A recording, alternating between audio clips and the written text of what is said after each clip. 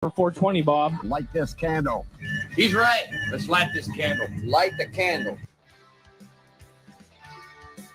Tuesday in the Goodland, it's the Halloween edition. Drew and KB, trick or treat. Biatches. I'm Drew Wilson, across the console in the Iron Jock studio. That gentleman right there, he loves the goodness of the biscuit. That's KB. What's going on, brother man? Hunter Baumgart is here as it's snowing outside of the Megaplex. Hunter is manning the PellaWI.com talk and text line 414-799-1973. But don't bother to call us right now, because our pal Lily Zhao is on line one from Fox 6 Milwaukee. She is here on a day when news is breaking about Rasul Douglas being traded, and she is going to take time out of her day, KB, to talk to us. Hi, Lily.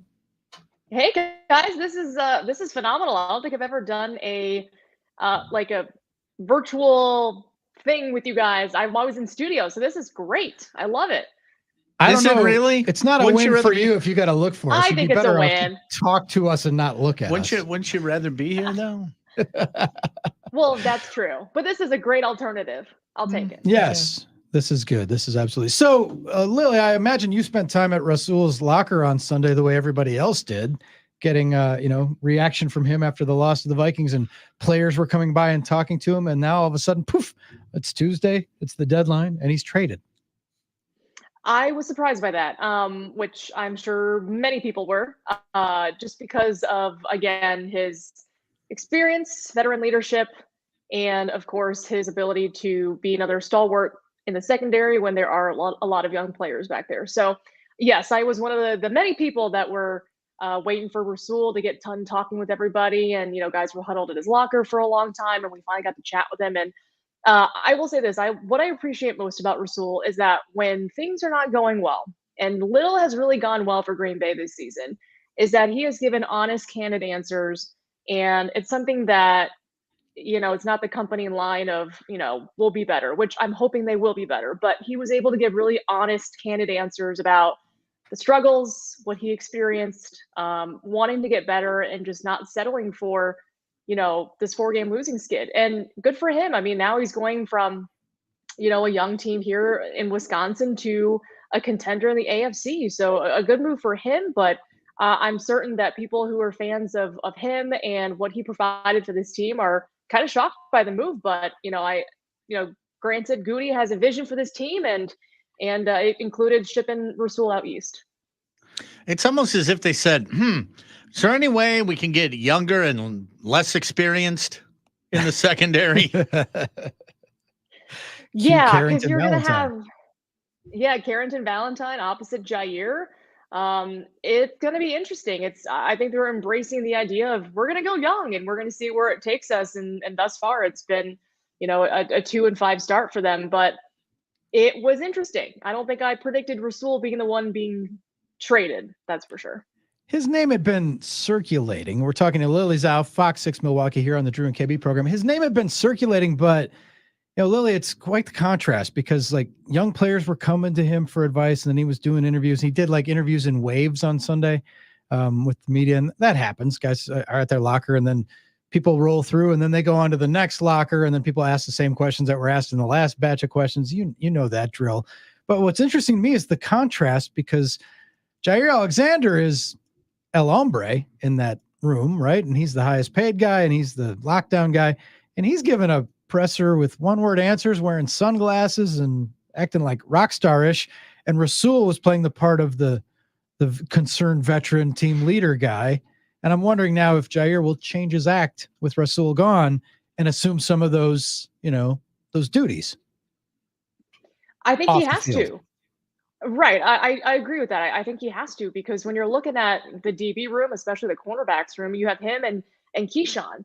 Keyshawn obviously is another guy who's been around the league for a while, but Jair is the guy now that really has to take ownership of that room, because like you mentioned, he's the highest paid guy there. He is the quote unquote star quarterback for this Packers defense, and he needs to kind of embrace that role now that Rasul is gone. And I will say this, Rasul was saying on Sunday, I have to find a better way to lead, because clearly what I'm doing is not working to get our guys up to a standard of play that we want them to be at. So it would be helpful and encouraging to hear, hopefully, Jair say some sort of that thing moving forward, instead of the one-word answers that we normally do get out of him. But I can just say that I know he's not the biggest fan of doing the media with everybody, but when you're the number one guy now, you kind of have to take on that role of leader. Yeah, it was kind of the act. We're talking to Lily Zhao, Fox 6 Milwaukee, on this Halloween edition. So are you off today? Is this, it seems to me that this might be your day off of the week. I'm not off, but I, wanted to join you guys because I'm always just kind of running around and I always feel bad I can't jump on. So I'm not off, but I'm happy that I'm spending the day with you guys. I was expecting some Halloween costumes though from you. Well, that's what I was going to ask, is that you're working on Halloween, as are we, and we're not big Halloween guys per se. I don't even think they had anything in our office today. There wasn't a station-wide. No, I didn't see anyone dressed up. Last couple of years, there was like a station-wide, and then somebody would bring in some, lunch or something. Didn't have anything like that. But Lily, are you a fan of Halloween? Is it a fun time for you, or are you now in the mode where the sports equinox and it's our busy season and you don't even think about it? To be honest with you, I used to love Halloween being in this business, and now it just isn't kind of another day because, like you mentioned, we're all working. It's just another day in the cycle of news. And in my head, I was thinking trade deadline day versus Halloween. I haven't done any sort of fall activities, so I'm very bummed about that. I haven't done anything. You haven't been to a pumpkin patch? No apple picking? Oh. No. I've done apple cider donuts. I have not been basic fall Lily yet. Yeah, I mean, what is it? We're gonna go. It's farmer we look for a day. We look forward to chunky sweaters and leggings and pumpkin spice lattes on our show. Oh wait, that's not us. No, that's no. See, I love that stuff. We know people do look forward to that. So, Lily, what was the best costume you ever came up with? Okay, I will say this. I'm a terrible costume person because I don't put a lot of effort into it, but I will say my top two would be, back when I was in Green Bay, my friend Bailey and I, we dressed up as Preston Smith and Zadarius Smith. I don't remember. We took a picture of their outfits. So we dressed up as them. Then my second best costume might have been Ariana Grande from a couple of years ago. Oh, that's a good one. I like that. Yeah. I like that. Now, did you show Preston and Zadarius the photos? Did you share? We did because I had to ask them, where did you get your shirt? It was like they were wearing some sort of like Hawaiian shirt situation. So I had to ask them where he got the shirt. And we replicated it down to the details of like the AirPod case. It was great. Oh, very I think nice. they liked it, hopefully. That's pretty cool. But the thing is, we were saying the other day, if you have to explain your costume or have a photo for reference, that means you're reaching a little bit. Yes. But you move in circles where people probably got it right away. Yeah, that was very niche. But I will say maybe Ariana Grande, I would have to have no explaining because I got the high pony, but Yeah. And Schneidman was Freddie Mercury and he posted pictures of that. He looked too good. It looked pretty. He looked pretty damn good in his natural habitat. So Lily, you'll be working tonight, so you don't have to worry about having candy in the house for trick-or-treaters or any of that stuff. Yeah, unfortunately, I don't think any people are going to pop by my complex here. But you know what? That means more candy for me. So I'll take it. But listen, guys, best Halloween candy in your opinion? I'm just curious. All right. So Reese's is the GOAT, so we should just take that off the table. Reese's is my favorite. I ranked it by how I would, what I would steal from my kids. Halloween bag, and my favorite, the one I always stole, was banana Laffy Taffy. Now, is that my all-time favorite? No, but what the hell is that about? Banana? What's wrong with banana Laffy Taffy? The Laffy Taffy. It's like the worst it's not. It is no, it's not. It's the GOAT of Laffy Taffies. KB has a theory. He likes artificial banana flavor. Artificial banana flavor tastes better than an actual banana.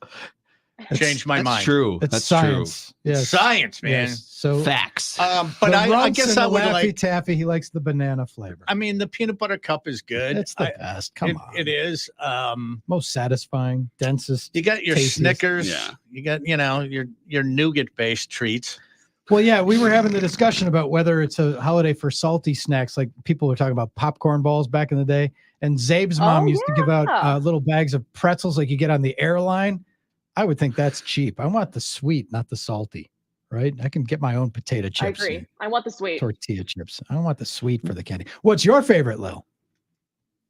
I do like Twixes. I do enjoy the Twix. I enjoy the classic the apple, the green sucker with the caramel. Oh, the on it. Charms. Mm. The Charms apple sucker. Oh, yeah. That's pretty damn good. It's not bad. It's pretty That good. is It's not pretty bad. good. Yeah. So in your neighborhood when you were growing up, did you have anyone who gave out really, really bad stuff? Because we had a lady that used to steal all the crackers from supper clubs. And that's what Give we them would out. we get Oh. Melba. Oyster crackers. We would get Melba toast. Oh. Okay, so we had it wasn't in my direct neighborhood, but it was in another neighborhood, and we had a dentist who gave out Oh. apples and toothbrushes. There we go. Oh, that's Yeah. the Yeah. worst. That's right. Yeah. Advancing your business. Okay. That's Yeah. awful. And it had his name and his phone number on the toothbrush. So it's What an definitely a marketing idiot. ploy. You should have been Oh. giving out like saltwater taffy or something like that, or just big cups of sugar if he wanted to keep his business going. That's what dentists Yeah, should do. that's a great point. That's smart. a great point. Yeah. Yeah. Why? And Well, then as a long as you're toothbrush giving with out a their card. marketing stuff. There Yeah, you go. and True. toothbrush. We're talking to Lily's out, Fox 6, Yeah. Milwaukee. All right, so what did you think when Giannis did his post-game presser totally straight, playing it down the middle with the Hulk mask and the Hulk fists on last night? I loved it. I was curious if anyone would do that in the Wisconsin sports market. I loved it. I thought it was hilarious. His Hulk voice is phenomenal to me in terms of it's really funny. And I just thought the fact that he got up there and was serious with the mask on and gloves and he was animated with his hands, it just was like, I don't know when we can ever use that sound, but I think it's great. And Yeah, his kids loved it, so that helps. I thought it was awesome too. When I saw him walking in the building with that, I thought that was enough just because it went, viral on Twitter and stuff, but that was spectacular.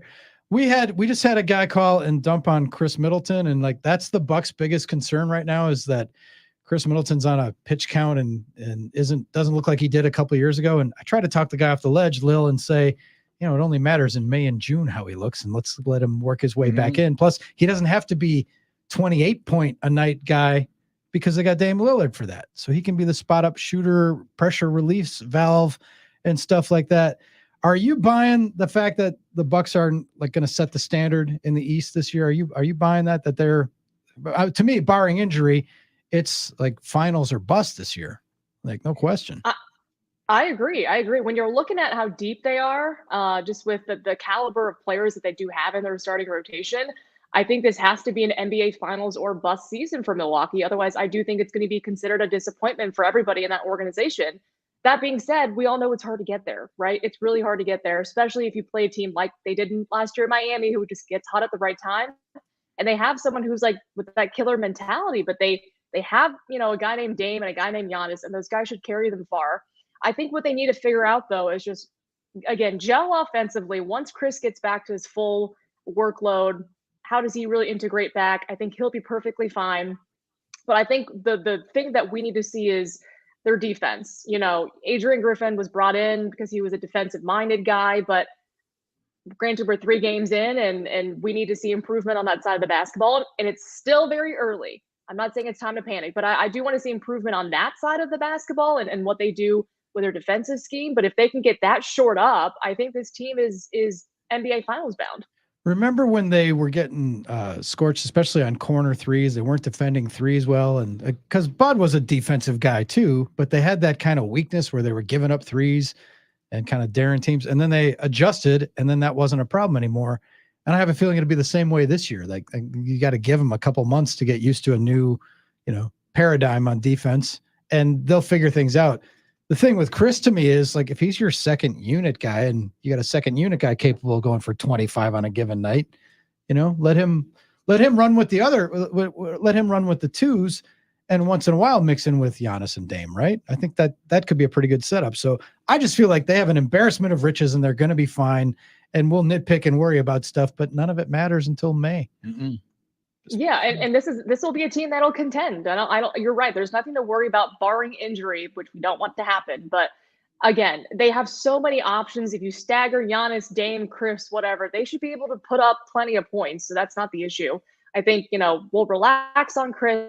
He'll be just fine once he gets back into the full swing of things. So I'm excited about the season, guys. I'm really excited. I think they have the talent, they have the drive. We just have to see if they can get there. And it is interesting because you guys air so many of the Packers games and stuff that we're all kind of adjusting to the idea that, well, we can pretty much plan on being free in the middle of January this year. Free in the middle of January and done working after 4:30.